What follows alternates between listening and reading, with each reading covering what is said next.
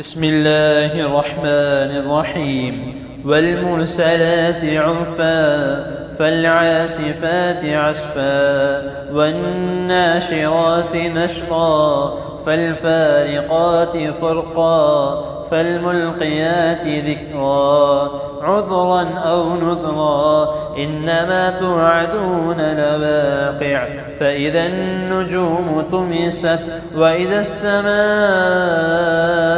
فرجت وإذا الجبال نسفت وإذا الرسل أقتت لأي يوم أجلت ليوم الفصل وما أدراك ما يوم الفصل ويل يومئذ للمكذبين ألم نهلك الأولين ثم نتبعهم الآخرين كذلك نفعل بالمجرمين ويل يومئذ للمكذبين ألم نخلقكم من ماء مهين فجعلناه في قرار مكين إلى قدر معلوم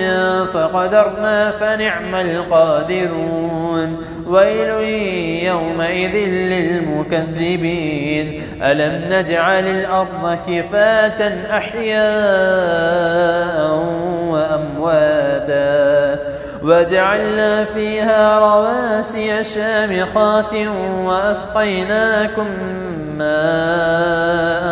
فراتا ويل يومئذ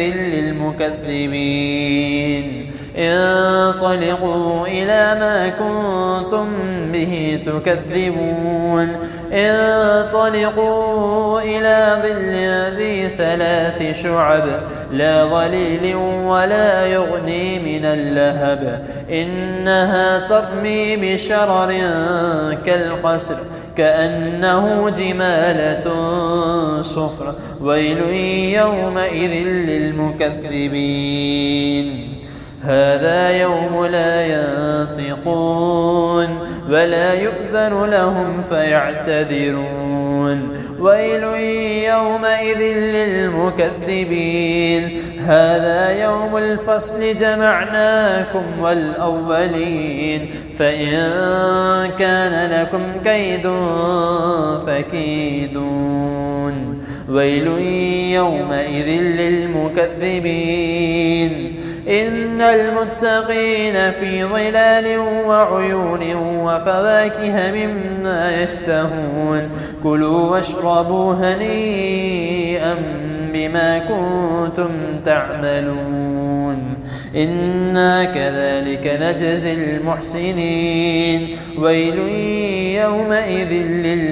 للمكذبين كلوا وتمتعوا قليلا إنكم مجرمون ويل يومئذ